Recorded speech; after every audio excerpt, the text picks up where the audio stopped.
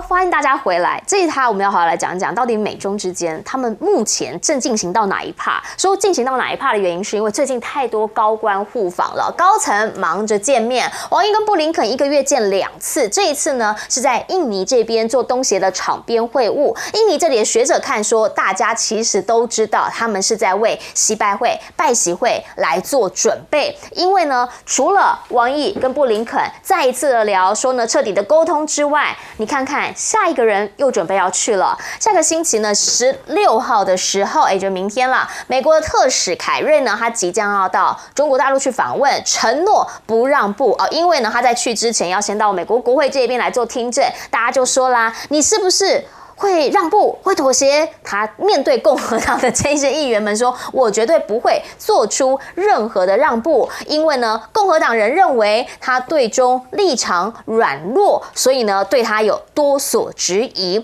其实现在呢，对于拜登政府来说，他们最重要的一件事情就是，因为美中需要沟通，毕竟选举年变数很多，但是呢，又不能太过软弱，会让别人拿来做文章，所以现在这些新闻必须好好处理。像是什么？像是商务部长雷蒙多的电邮被害这件事情，非同小可了。内阁级的官员让科比呢直接的讲，美中之间确实是需要开放的沟通管道来进行艰难对话。换句话说，所以中方跟这个电邮被害是有关系的吗？毕竟布林肯跟王毅在会面的时候，也同样提及了这一件事情。因为现在我们就看到双方的高层在讲话的过程当中，都会讲几件事情，一个叫做持续对话沟通，另一个叫做大家都是很坦诚务实的。那有没有达成共识这件事情，则是必须要看大家谈的怎么样。这已经变成了美中关系这段期间的一些关键字眼。同时你也看到了频率越来越高，层次领域越来越多，以及越来越高。这一些都是这一轮中美互动的一些主要鲜明的特点。那如果是这样的话，我们能不能认为这就是一个合作关系缓和的积极信号呢？大陆学者这边呢，他们的讲法是说，其实美国这里他们也有点两难讲到了选举年嘛，所以呢，想要跟中方竞争，又不想跟他完全翻脸，也因此呢，他必须要透过这样子的一个沟通，以及这样的一个对话，来好好的控制美中之间的矛盾。只是王毅忙着外交的同时，布林肯好像也有一些在拉敲他的墙角，因为呢，这一次在东协外长会，它基本上是10+3，也就是呢，在东协国家之外呢，他们会邀请了这个中日韩还有呢美纽澳，他们都来到现场来。王毅在跟这些东协外长开会的时候就说了，中方愿意来签东南亚无核条约，维护安全等等的问题。好，可是呢，过程当中基本上王毅呢会是一个接一个，布林肯人也在现场，当然就是要告诉大家注意中方在这里呢是有胁迫行动的甚至呢还说我们是不是应该要一起团结对抗胁迫？那就等于是点名中国了嘛。所以主办国印尼就直接告诉布林肯，我们东南亚东协不应该卷入你们美中之间的对抗，强调东协不做任何一方的代言人。那对此呢，王毅的部分当然他就直接回应啦，希望大家都做自己的主人包括什么？包括他看到了北约现在好像想要插足东亚，他说作为一个亚洲国家，他希望呢能够好好的提醒大家，北约是不是想要引进一些冷战的思维？是不是想要让我们变成阵营对抗？甚至呢，是不是有人要借着南海的问题，不是这里的人都要介入地区的事务？不同的角色、不同的立场出发，就会有不同的说法。因为布林肯说，你的讲法跟我的讲法不太一样哦。印太，我认为我们在这里也有绝对的利益，也有非常大的一些经贸的关系，还有权益。回过头来要请教的是杨老师怎么样来看？好，因为现在布林肯跟王毅再一次的会面了，大家都说他们在准备的就是拜习会。没有错，现在中美都在做2个对的事情。一个叫对话，另外一个叫对抗，同时都在做，而且都把它做到极致。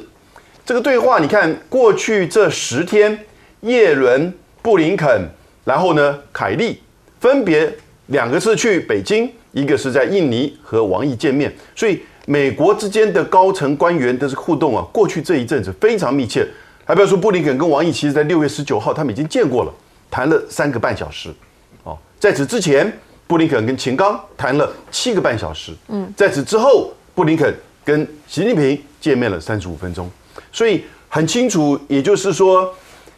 现在什么时间？6月底、7月中，对不对？其实每年的上半年哦，都是政治议题，都是军事议题。这个时候，美国的主导性啊就很强，因为美国全球布局的驻军嘛。那到了下半年呢，大概都进入到经济议题、贸易的议题。这个时候呢，倒过来，中国大陆的影响力跟它的话语权呢，就会是全球媒体的焦点。是。那现在很清楚，接下来有3个重大的这个经济的会议哈，先是金砖会议，8月份在南非，会不会扩大组织？然后9月份集团里在印度，这个比较尴尬。那印度会不会邀请这个普丁去？然后到了11月，主场来了，美国他要主办这一次的 APEC 会议，所以我觉得很清楚哈，大概已经定了。也就上一次他们见面的时候，在6月19号，11月份的时候，习近平应该会前往美国参加的 APEC 会，再重复去年的这个习拜会。所以这样子的一个对话，当然在这之前要谈很多东西嘛。那对话之外有没有合作呢？我是很怀疑啦，因为连这个克里在去之前受到美国国会这样子的一种，就是说这种所谓的要求威胁，他不是在威胁你不可以对中国示好，他根本在威胁美国不可以对全球气化、全球气候做任何的让步。他不是对中国让步，他是对整个地球的全球暖化。各位现在天气热了什么程度？不是酷热就是大洪水。美国就是全球气候治理的最大的问题所在，也就是来自于共和党。但另外一个对抗，你看到科技的对抗，美国现在对中国大陆的1300家企业机构跟个人，已经是必在这个每一步都在逼迫。那中国大陆也反制了，加者最近听说还有一个叫做 T， 似乎也要变成一个就是他要管制的这个项目。双方的管制在整个供应链上都会造成问题。军事北约峰会，我们等一下会提。我们刚刚才提到的美菲在南海的军事演习，还把一个油轮给炸掉 ，Made in China 的油轮把它炸掉，这个讯息感太清楚了。所以他们都在做2个事情，一个是在做对话，一个在做对抗。你不觉得矛盾？一点都不矛盾，这就是2大国现在的这个局面。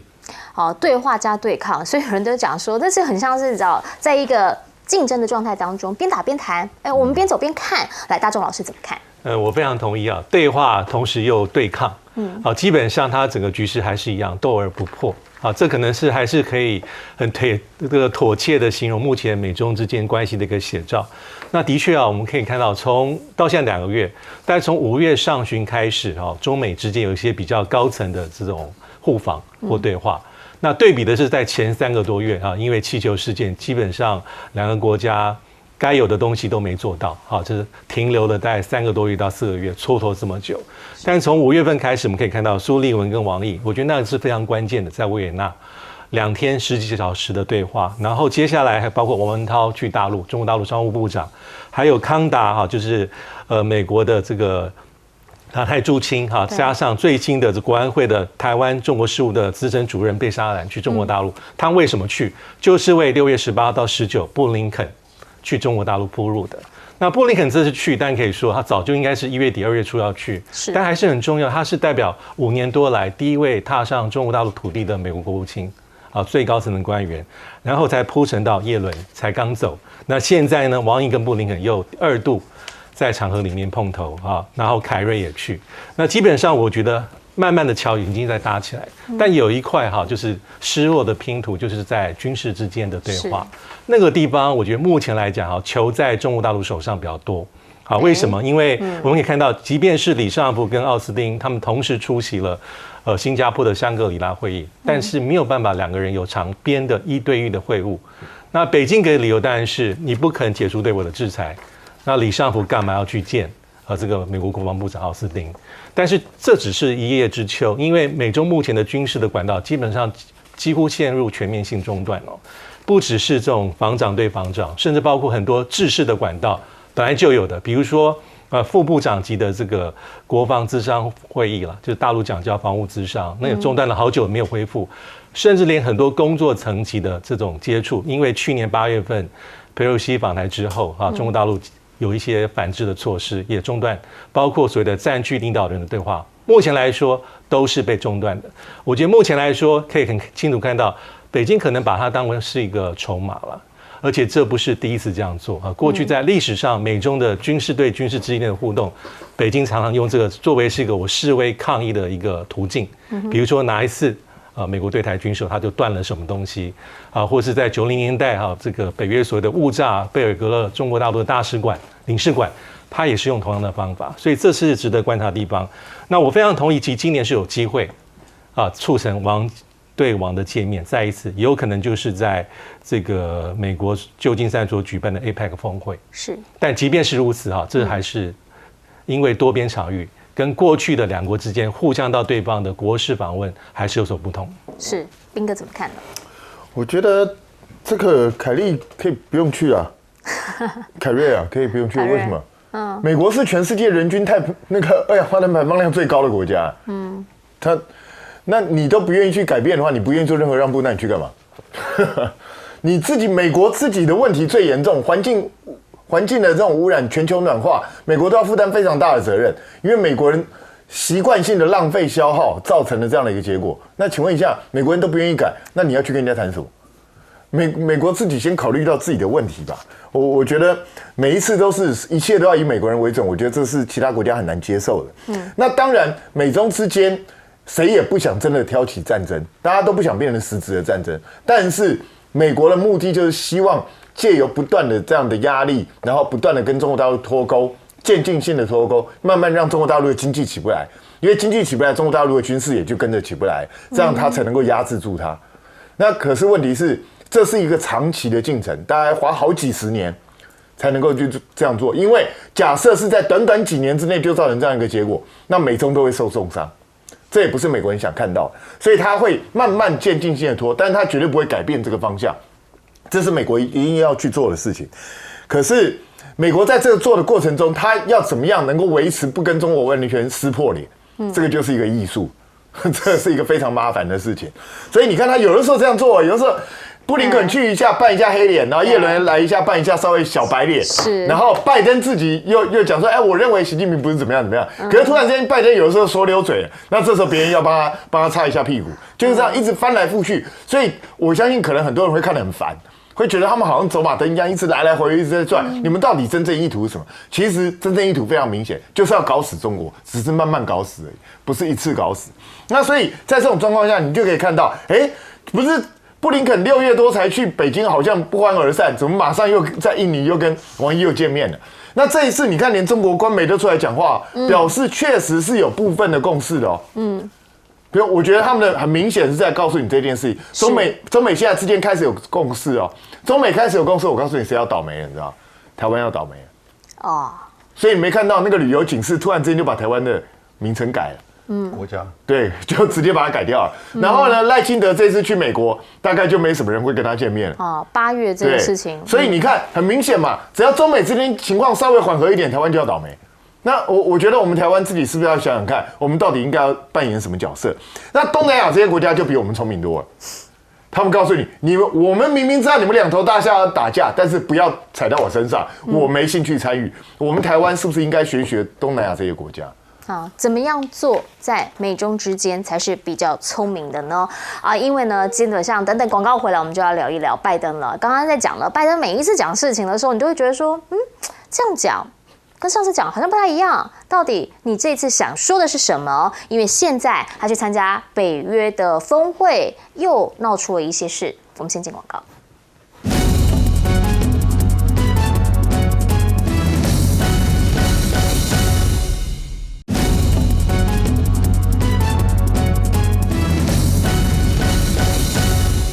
好，我们讲拜登呢，他现在可能面临的是他国内有一些的对他的质疑，包括什么？包括这件事情，大家就在讲，是不是好像很多案子遇到了拜登家族，就会有一些不同的结果？因为呢，白宫出现骨科检，先前呢这个登上了新闻版面，整件事情结案了。结案，你会说，那所以到底发生什么事情？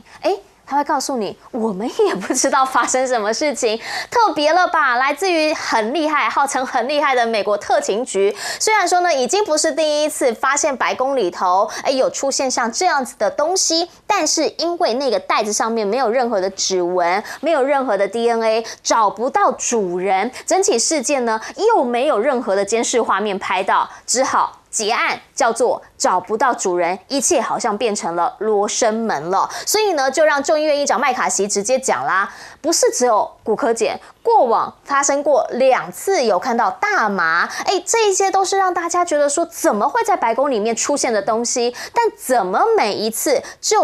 都是没有办法看到监视画面？难不成监视器总是会看到拜登家族就直接自己转向了吗？麦卡锡这个话当然说得很酸啦，对于拜登就是有很多这样的一些他们家族之间的质疑，但是对于拜登他自己个人，他可能必须要跟大家澄清的是什么？是他真的健康没问题，怎么会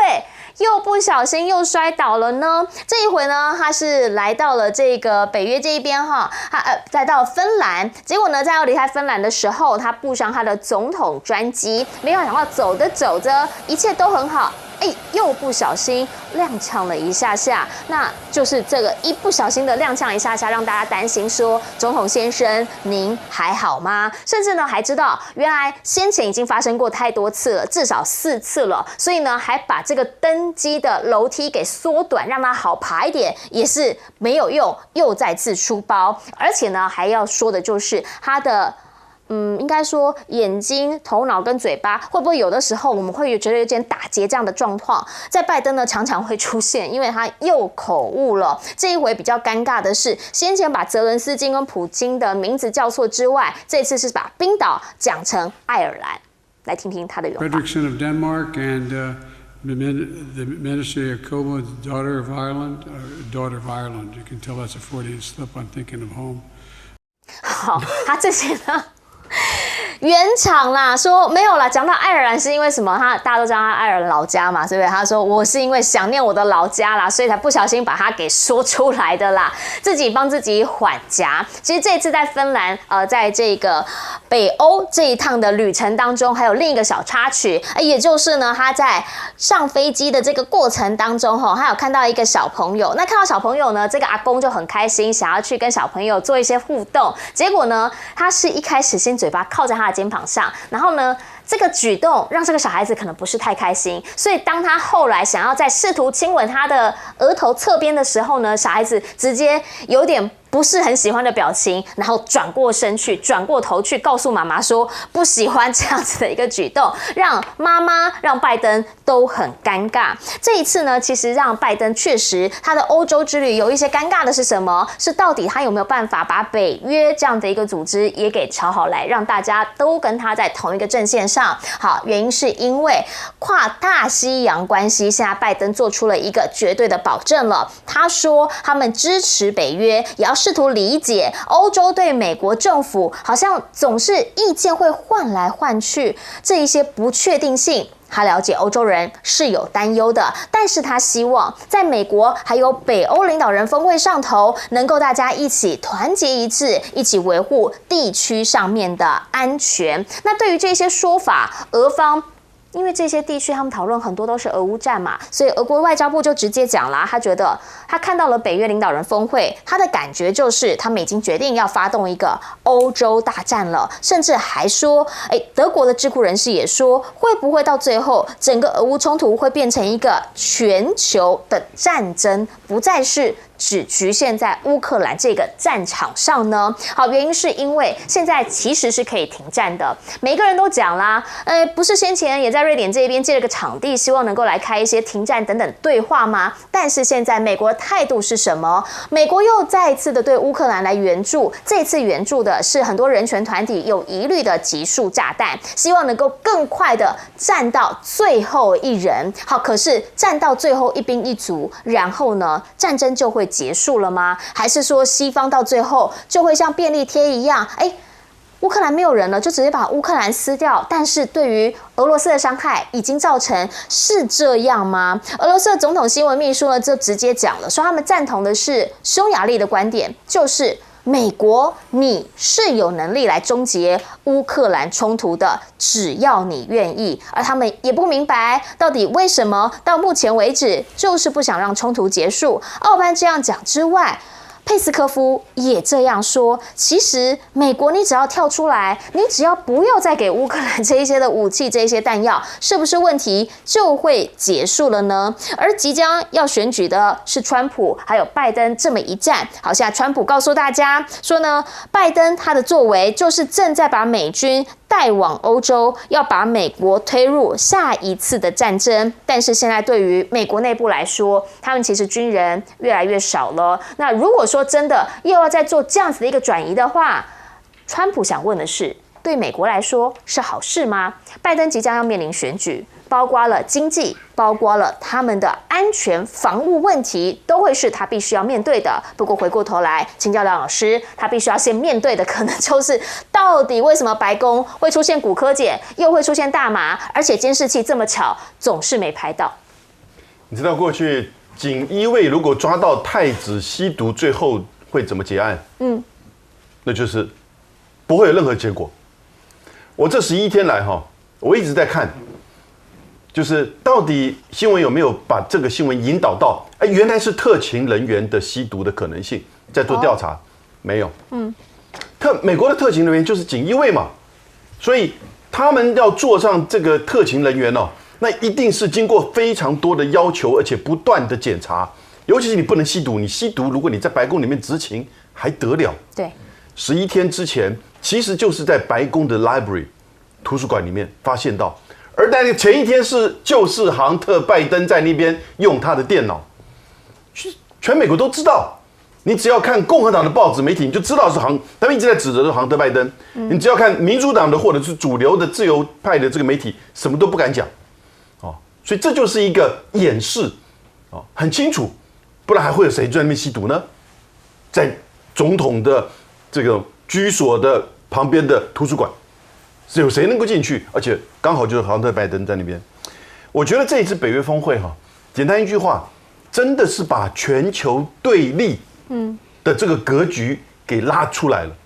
全球对立的意思，一方面它的会员国不断的扩大，现在加上瑞典是32。那第31跟32是指芬兰、瑞典是什么意思呢？那就是整个北约。其实芬兰跟这个俄罗斯的邻接的这个国界大概有3000多公里，而瑞典就整个掌控波罗的海。所以如果战争发生的时候呢，事实上你很可能整个圣彼得堡那边就会陷落到跟北约之间在北欧的战争。那因此俄罗斯一定会加强在这边的布局。所以他会把这个整个北约跟俄罗斯的对抗完全要进入到北欧的这个层面。那更不要说在乌克兰这边，那事实上奥斯汀跟拜登都说现在没有办法让你加入北约，因为泽连斯基很失望，说得很荒谬。那一定是如此，因为你正在进行战争，我让你进北约，等于就是我帮助你去跟俄罗斯开战，而他是有将近6000颗核子弹头对不对？所以奥斯汀说他接受 CNN 访问说，战争一结束他可以加入。然后呢，拜登讲得更妙，他说战争一结束之后1个小时20分钟，乌克兰就可以加入北约。对，这根本都在骗人嘛。对不对？就跟拜登不断的跟媒体讲，台海发生战争，美国一定会军事来源。一讲完之后，他的白宫跟他的国安会赶快帮他再重新解释。那至于说这个俄乌战争，我真的觉得到现在已经是拜登在坚持他自己的不知道什么东西的理念，他不愿意让他停下来。集束炸弹已经真的是一个非常不人道，连他的所有的西欧的盟邦都反对。我觉得这个俄乌战争再打下去明年的选举会帮助川普。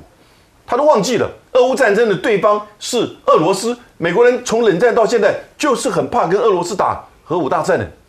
所以川普如果这个战争再下去，川普搞不好在明年选举会有利的一方。是，来，大钟老师怎么看？对，我觉得这次立陶宛峰会啊，其实就几个重要的重点啊。第一个是支持乌克兰，这毋庸置疑。但是每个国家支持乌克兰力道还是有差。目前比重最高当然是美国、英国、波兰等等，其他国家就未必这么强。第二个是瑞典的汇集，大概其实已经迎刃而解，因为土耳其埃尔段他有很高的外交的艺术，他得到他要得到的东西，对，比如说美国的 F-16，是，比如说重启土耳其的加入欧盟的谈判，是。第三个就像刚才所提到，乌克兰汇集，这比较尴尬。那其实拜登的这个讲法，4月份就讲过斩钉截铁，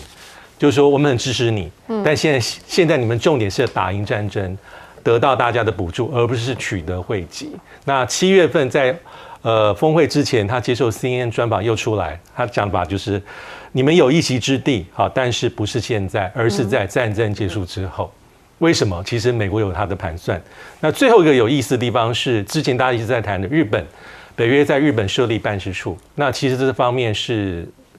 没有办法得到共识了，因为法国阻挠。对，那法国讲的理由也很容易理解，他说 NATO 是北大西洋工业组织，你看这名称北大西洋，基本上的范围是北大西洋，包括大西洋联盟、北美跟欧洲地区。是，那日本显然不是，不要把我们珍贵的资源贝多利分，这是马克宏的讲法，但是他后面有些他所要考量重点。当然，如果按照北大西洋公约的第5条，尤其是第6条，就是有地理范围。但这里面反映什么？这里面反映是这后面一定有拜登的一些意志在，因为这消息是5月初传出来的。北约秘书长史托滕伯格跟日本驻美国大使同时证实有这件事。那后面其实反映出拜登目前的国家安全战略，就是不是说北约是北约，印太是印太，而是美国希望把所有美国在全球的伙伴关系跟联盟体系把它连在一起，所以才会有为什么会邀请日本、韩国、澳洲、纽西兰参加北约的峰会。然后去壮大一些美国全球的体系，那基本上后面的对象不言而喻，当然是中国大陆。这非常非常的清楚。是好，其实呢，在这一场北约峰会之后，他要去北欧。那整体呢，大家就说他就是想要来理一理自己跟欧洲之间的关系嘛。他在欧洲这边讲话到底还算不算数？因为就连拜登他自己都说了，说是不是欧洲人对于我们的政府好像总是会更迭？选举年要到了，每一个不同的政府上来之后，他其实也在想川普啊，川普在他跟这个俄乌战的立场就会完全的不一样。他说大家就会这样子，对我们会有不确定性的担忧，所以他希望给大家一个保证书。但问题是，现在回到他的国内，他面对的其实有更多的质疑，更多对他的一些疑虑。来请教彬哥怎么看？他这个只是在为自己的连任找借口而已啊，基本上就是这样子啊。但是我觉得拜登你想要连任，你恐怕先要在健康问题上面给大家一个有说服性的答案吧。不然的话，你常常出这种小包，然后踉跄，然后奇奇怪怪的一些行动，这样会让大家觉得对你的健康问题不是很放心，因为毕竟你年纪有一把。所以我觉得这才是拜登目前最严重的一个问题吧。因为你想想看哦，他几乎每走个2-3次走飞机这个阶梯就会出现这样踉跄的状况。其实那代表什么？你知道？我觉得他的腿部的力量可能在减弱当中。哦。对，所以他就会常常有的时候，但这是老人家常见的一个现象。是，对啊，那他怎么去解决这个问题？我觉得他的健康问题一定在大选里头一定会被对手质疑的，这100%跑不掉的东西啦。所以拜登自己要去解决。那小孩子这个我倒觉得没什么，因为小孩子就是很正常啊。对啊，这个小孩子比较有他自己的想法嘛。那但是我觉得拜登要管制一下自己有一个行为。他常常，大家如果有注意到的话，他常常看到小女孩，就会很自然的伸过去，想要亲亲对方，或是摸对方的头啊，或是拍对方的背啊。而且有的时候不是像这个是小婴儿型的还好，他有的时候那种10几岁的小女孩，她也做这样的事情哦。其实这个不太好，这个到时候会出问题的。那至于说北约这个东西，我认为现在北约在美国的领导下，对俄罗斯就是采取一个进攻的态势，很明显的进攻态势，但只是他又不到想要发生核战争这样的一个进攻。那他的目的是什么？很明确啊，就是用乌克兰把俄罗斯拖到死为止啊，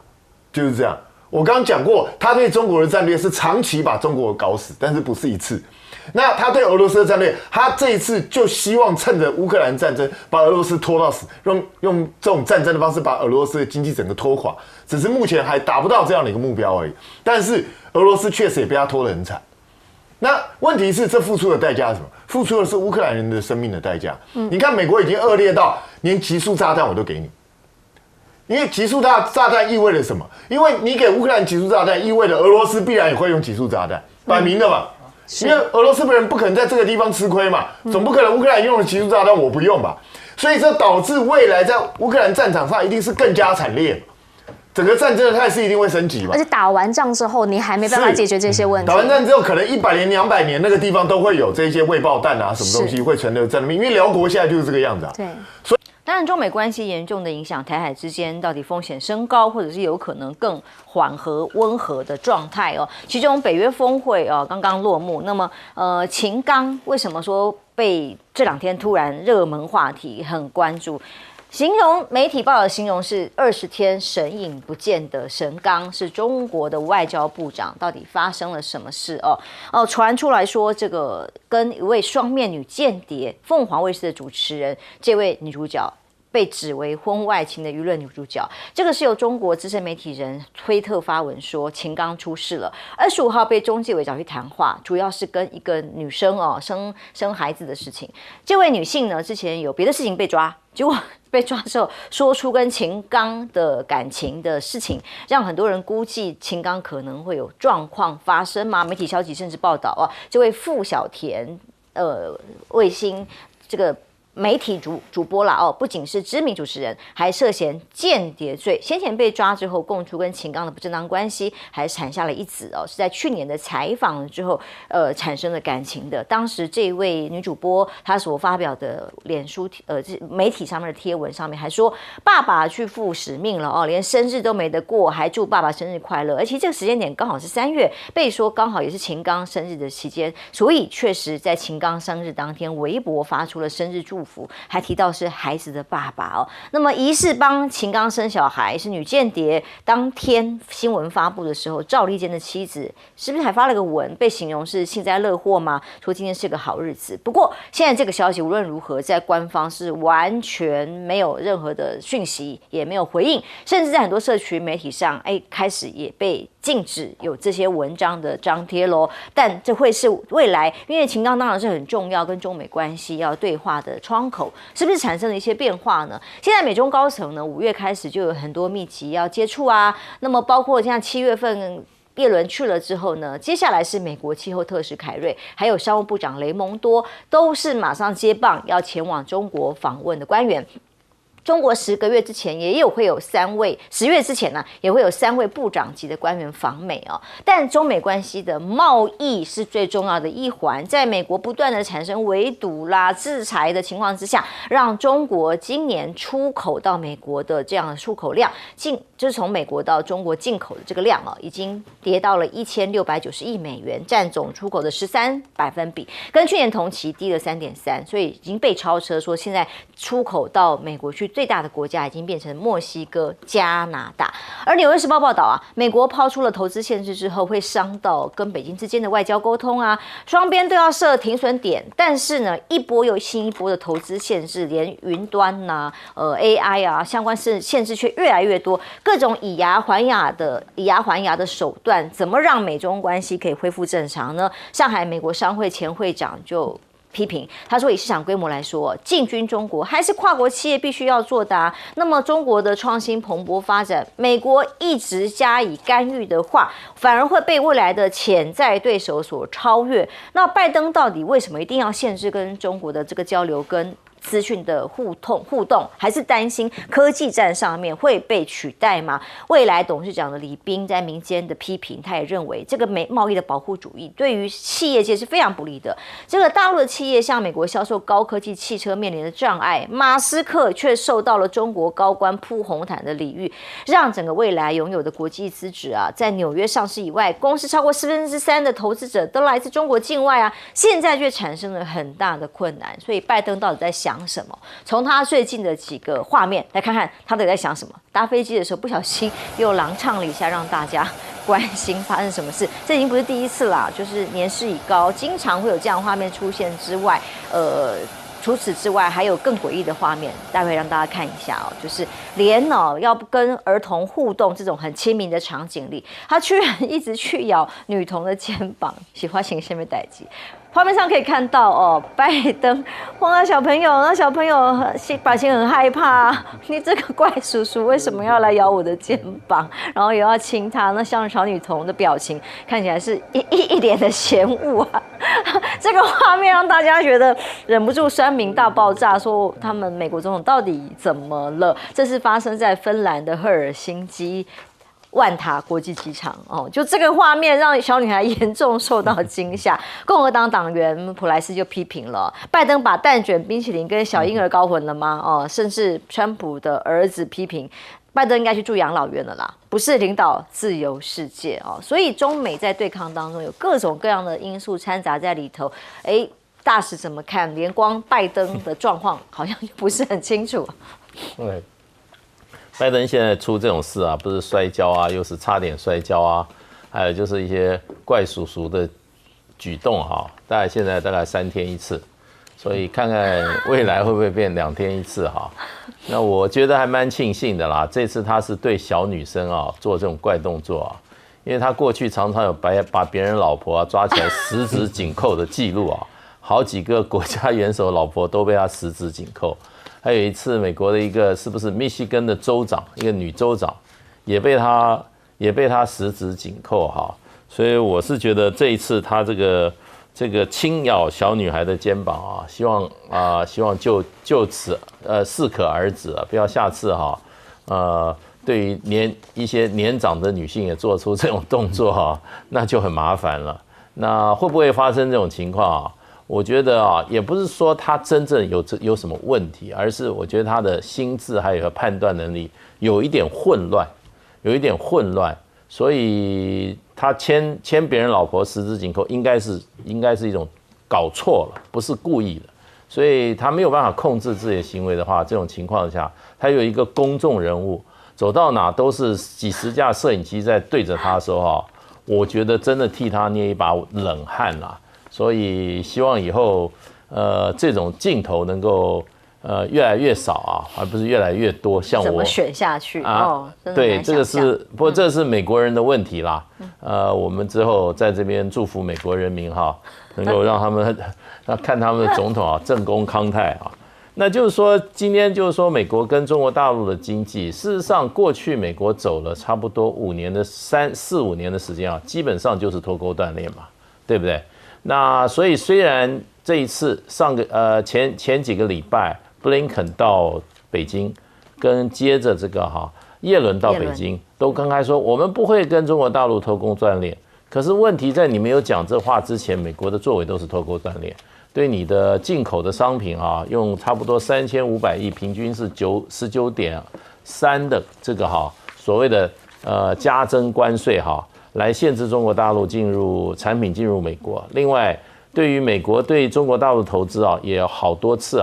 那种限制，对于一些特定项目限制美国的不管是基金也好，或者是投资人也好，对中国大陆的产业或者说公司投资美国都设了很多禁令。所以这个就是说，中国大陆从美国的最大的进口国这个地位跌落下来，这个是可以预期的。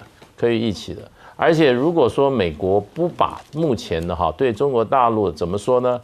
，1500家公司的这个禁令把它解除的话，这个数字是上不来的。而且另外一方面，中国大陆也是跟美国在交涉的，就是你那个所谓的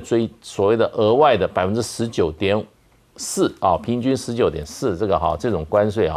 你要把它取消。这个关税是就越人来讲的话，它本身是伤害到美国的，而不是伤害到中国大陆的。当然就是说对中国大陆也有影响，那不过对美国来讲最大的影响是通膨，因为这个19.5大概3500亿的这种项目那个最后的那个增加的那个涨价的那个差额是由美国的消费者在承担。所以这个问题就变成就是说，如果说耶伦去中国大陆的访问事后美国有一些松动的作为那么美中之间的贸易可能会恢复。那如果继续美国维持目前的这些作为的话，那这个双方的经贸关系那能够恢复的可能性是不大。教授怎么看这个事件？因为现在蛮诡异的啦，包括凤凰卫视本身被封口，那微博上面消音，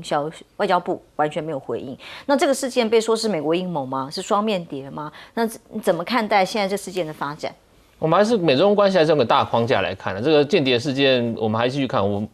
太多资讯不太清楚。但是你就光看从伯恩斯访中、布林肯访中、耶伦访中，接下来可能还有气候大使凯瑞跟雷蒙多，从国安外交、财政气候变迁到所谓的这个商务，他们各个方面都要谈。因为美中因为疫情还有竞争加剧，没有谈的太多，他们只要不谈，两方都损失。在这个全球化的状态之下，美中因为我们开始讲高关税，彼此高关税、互科高关税，其实损伤的，刚才接下来讲的是美国国民。你想想看，他们之前讲的嘛，戴奇讲说你干嘛科中国来的这个所谓内衣内裤跟脚踏车？你一科关税，它美国的东西就上涨了，价格上涨，所以美国高通膨是促使拜登必须要开始要谈，谈什么？就关税上面，他们要谈说，那接下来我降一点，你降一点，让彼此的互盟其利，因为彼此互征高关税不但是违反 WTO 的精神，而且是对彼此商业往来是很大的损伤，而且他科高关税。也对他的盟友盟国也造成很大的损伤，日韩的汽车在美国销售也上涨所以这一点高关税之外，美国人去卖美债，希望看多买一点美债，其实他们想要赚钱。气候，美国在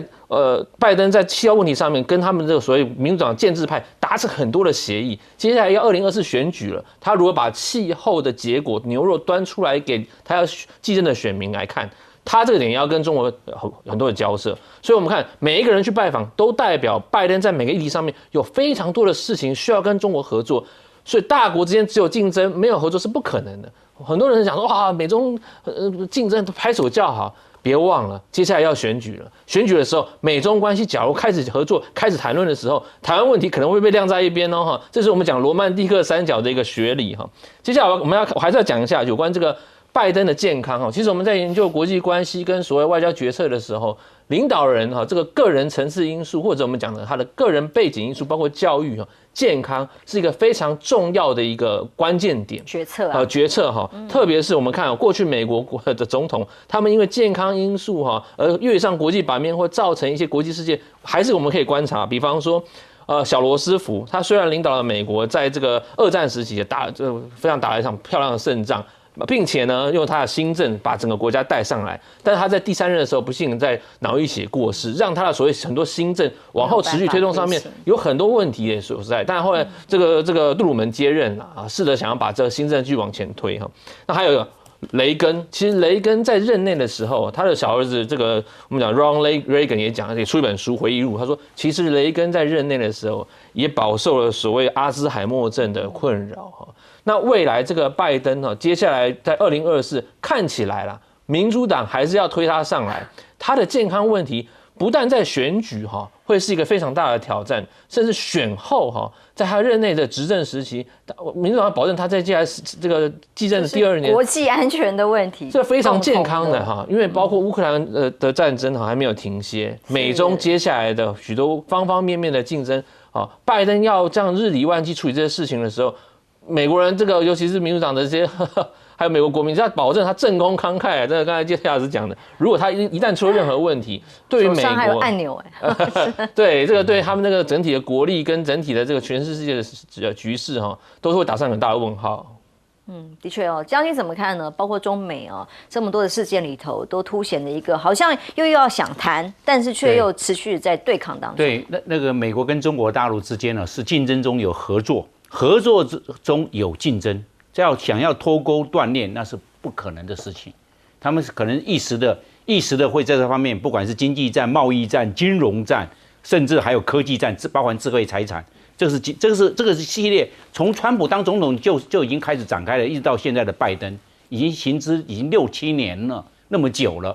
他们之间的双方的贸易，当然现在在去年2022年被加拿大，这一季被加拿大所取代了。这我们在2023年上半年，因为加拿大是开发中国家，是 G7 3900万人，它属于高端产品，它是开发中国，它是已开发的国家。南边呢是墨西哥，那墨西哥是开发中国家，它现在国民所得才13000块，它是属于中低端的产品输到美国，而且加拿大北货南送，墨西哥南货北送，它这样子的话，它交通成本很低，不用跨过太平洋。所以这按照这样来讲，它被加拿大取代，被南边的墨西哥取代到中国大陆市场，我认为这个是一时的现象。整个长久来看，按照经济学上的比较利益法则，中国大陆有些的产品是比较便宜的。那便宜的话，美国的中产阶级了，不管蓝领阶级或白领阶级，他就喜欢买这些便宜的东西，因为毕竟他的这个所得就那么多，他需要有这方面的这种享受，那就多买中国大陆。我们很多人朋友都到美国去，美国那商品店的一看都很多是 Made in China， 怎么后面一看的 Made in China， 这是生产地啊，就是中国制造变成这个状况。所以我们来看美国这方面的市场，它的进口的需求还是有很多是来自于中国大陆，一时之间可能被高端的产品被加拿大取代。还有这个中低端产品被墨西哥所取代，但是整个的结构的现象应该是不会变的。那我们另外来看，就是说按照市场有供需法则，因为只有这个需求面，那你有供给面啊，那需求供需要相符啊。那美国现在目前比较头痛的，我们知道是通货膨胀蛮高的，当然面向去年通货膨胀的话到7到8，现在的话已经降下来到4左右，但这长远来看。美国的通货膨胀还是严重，那这种严重状况下，它还是没有办法，必须进口比较廉价的商品来供给这些市场的这些普罗大众来享受、来购买，变成这个状况，所以还是没有办法要从中国大陆进口大量的这些比较廉价的货品。来看看北约峰会。北约峰会其实这次把日韩拉进去开会，引起了国际上很多关注，也很清楚形成一个抗中的氛围，让亚洲2个国家加入了北约。但是呢，在出席北约峰会的期间呢，有一个人受到了他们自己国内很高的关注，这就是南韩第一夫人金建熙，她跟尹锡悦一起出访。过程当中被抓包说，连续进出逛了5间精品店，而且在公务期间逛街一直在买名牌啦，那引起当地的民众有很多的不满。那南韩总统办公室呢，甚至发出了声明，他说南韩在野党抨击金建熙，逼着总统府办公室出来灭火，表示造访店家应该是事实，但是呢，不是去买东西，也没有接连去好几个地方就澄清什么好像也没有真的很澄清的很清楚。那无论如何韩国在这次中美对抗当中扮演的角色是什么呢？王毅最近跟韩国的外长朴正2个人见了面了。中韩隔海相望，王毅特别强调是搬不走的，我们是邻居，我们是近邻，经济互补是分不开的伙伴关系人民已经交往1000年了，是隔不断的联系，诉诸以情。但是韩国的外长却说，当前需要中方为朝鲜半岛和平稳定发挥的作用空前重要。可是会不会成为跟美国越来越近，反而影响了跟中国的关系呢？其中一个统计数字是韩国政府预估经济会连续6个月下滑，而观光客呢，在南韩首尔的观光客回流怎么会少了中国？为什么解封以来，中国观光客的占比从疫情之前2成3成，已经降到只有1成了？环球时报的分析认为，尹锡悦使得韩中关系恶化，才会招致陆客并没有这样的意愿到韩国去，而媒体甚至是把韩国跟以色列、南韩拿来相提并论跟分析报道。为什么？他们分析里面认为2国都是1948年建国的时候都得到美国的支持，而都不是岛国的岛国，因为被敌人包围，所以叫做不是岛国的岛国。而现在这2国都被利用吗？媒体分析认为，成为对抗美国敌人的马前卒。而中韩关系现在甚至得靠熊猫来和缓关系，和韩国爱宝乐园发布了熊猫双胞胎小朋友刚刚出生的可爱的画面，引起国内很高的关注啊。中韩民众都希望福宝能够留在韩国，这个 baby 被取了名字叫福宝，留在韩国好好的生活，来加深中韩2国在文化交流啊、相互理解、促进双边关系的重要作用，就是动物外交嘛。当时熊猫送到台湾来，不也是同样的这个感情交流、动物交流？与其去做所谓的对抗跟竞争跟恶化，还不如好好的做民间的交流吗？是不是在追求稳定？布林肯告诉大家说，他关切中方在南海跟台海越来越独断的作为，所以看起来并又想合作，可是又要攻击。他持续要求说，必须负责任的管理美中关系，方式包括要沟通，但是呢，却也在南海仲裁案里面交锋哦。王毅说，南海是目前世界上航行最安全，而且是最自由的海域。不接受以航行自由为名来行霸权之实，驳斥南海仲裁案，不要让美国不要再炒作过时的老戏码。1个月之内呢，2次王毅跟布林肯见面了，但是3句话却显示，这是陆媒的分析，不太寻常。王毅以3种动物做比喻，背后寓意就是中美针对可以预测的灰犀牛的危机，要坚决阻止。不可预测的黑天鹅事件要妥善处理。那至于那些拦路虎，又是谁呢？必然要彻底的搬掉。所以中美的关系，这3种动物的比喻，是不是也显示其中的奥妙之处哦？布林肯包括在东协现在峰会召开当中要抗中，印尼呢却表达外长公开表示，东协不能成为战争代理人，东南亚也不能成为另外一个战场。而为了要避开南海争议呢，中国跟东盟3年之内就制定了南海行为准则。这个准则重申，就是说，各国肯定是东南亚的无核武区这样的条约，相对的能够维持区域的稳定跟和平。所以在2个人中美这个2位这个相关的官员的这个互相的攻防里头，可以看得出来，双方不管是要运用韩国或其他亚洲国家来对抗，但自己的内部的很多的意见跟冲突也在其中。大使，其实就是美国是一个，他说他是2洋的国家，它是面临一边是大西洋，一边是太平洋。可是美国所谓它是太平洋，它是在加州啊，加州距离这个亚洲的沿海有1万多公里。可是呢，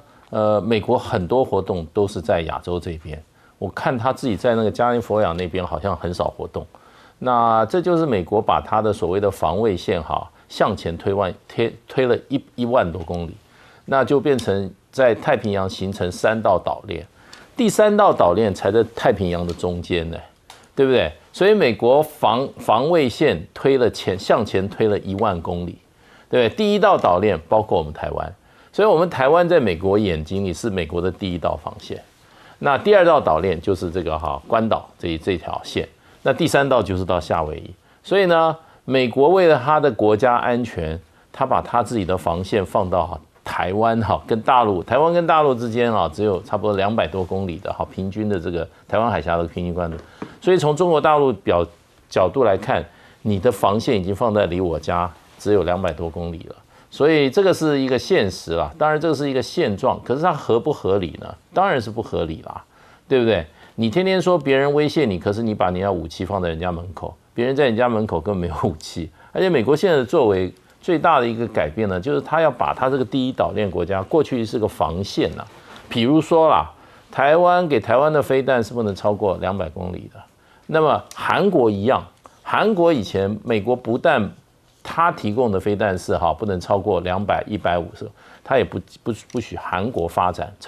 射程超过一定距离的海。对日本也是这样，可是这几年他统统改变了，通通放宽了这些美国的第1岛链的国家的这些它的飞弹的发射的这个距离，另外也把很多过去不提供的飞弹系统所谓的这种地对地的飞弹系统也部署在这些第1岛链它的国家里面。那这个就是说，这个就中国大陆很多国家就感觉到受到威胁。另外一方面，美国的战略很明显的，他们国防部讲了几次，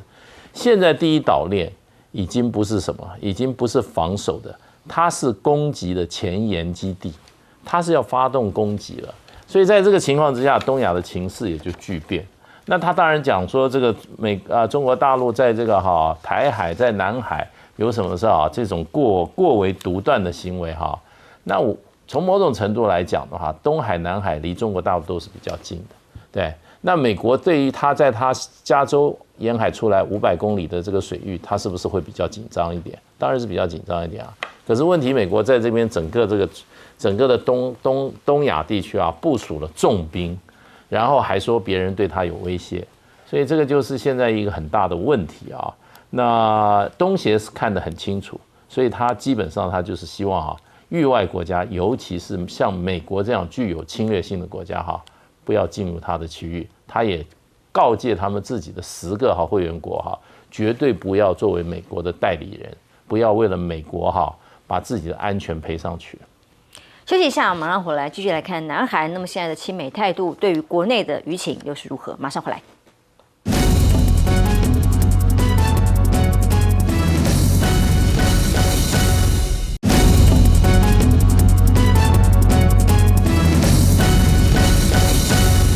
欢迎回来。南韩跟美国最近的关系当然非常紧密尤其是在这个北约峰会之后，更引起了很多讨论。那个韩国跟中国的关系最近真的不太好有一说了，让韩国法务部它的一个人数说观光人数降低，比起2019年同期1到3月，今年1到3月这个访中的人数只有1成比2019年疫情前只剩1成的这个所谓访客旅游人数。然后呢，在中国的韩侨100万人降到20万人，代表说许多住在中国的韩侨也撤出了。那当然这是人的交流方面，但是我说他们的经贸上面本来这个过去都是韩出超，韩国对中国是出超的。这今年1月开始，中国变成韩国最大的出超国，这个是非常严重的问题，是不管是人流或是金流这个中韩之间有很大的问题在。那当然这是不是跟他这个尹锡悦的这个亲美护从美的关系有一些关系呢？其实我们要知道说，韩国最大的国际安全危机还是来自于北韩，他们所有对中关系也是依照北韩的这些互动来看的。因为南韩一直希望中国能把北韩管好，北韩是中国一直以来他们前面我们讲一个缓冲地这个 buffer zone， 所以南北韩关系很差的时候，通常南韩希望中国能多做一点。所以你看这一次讲了嘛，韩国外长朴正说需要中方好好管好这个北韩的问题。我想北韩议题上面还是这个韩中之间要去解决一个结，但是尹锡悦的许多言论，还有很多亲美的动作我想也是造成韩国从这个我们过去讲，不管是朴槿惠也好，或是文在寅好，他们在做护从在这个避险，我们讲避险，美中之间的避险，韩国玩避险玩得很好。前2任的这2种避险玩得很好，但是这尹锡悦从这个避险往这个美国快速移动是跳出了这种避险的一个框架。那我们来看那东协东协就是更好的一个对照的例子是。那我们过去在讨论避险的时候，通常韩国也是一个例子，南韩是一个例子，东南亚是一个非常好的避险的场域，因为其实我们讲了。不管是美中也好，他们都很尊重所谓东协的中心性，是 ASEAN centrality， 意思是说以东协10国为主的主体虽然他们在这个世界上跟这个强权之间有一些安全上的这个疑虑包括南海的问题也好，经贸上会有一些交流，但是这10国也希望各个强权，当你要跟这个东协合作的时候，第一个你要尊重东协的国内政治，第二个不要干涉东协的事务，第三个以东协为主，所以东协中心性是让他们维持避险一个非常好的一个原则。中国他了解，美国应该也要了解这个东西，这样子东协的中心性才能维持住。休息一下，马上回来。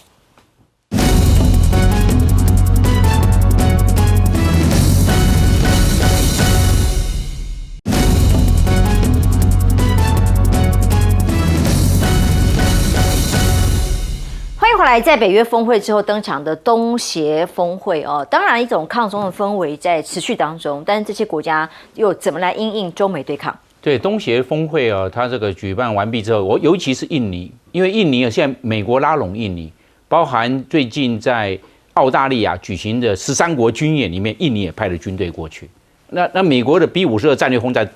头一次降落在印尼的苏门答腊。那印尼的话，我们的东协10个国家，印尼人口最多，印尼人口2亿7千多万人将近是东协10个国家将近一半就是印尼。印尼是世界上最大的群岛国家，17000个岛屿那么大那么多，人口又那么多，那当然是美国拉拢对象。但印尼它不压边，它很清楚，它在这一方美国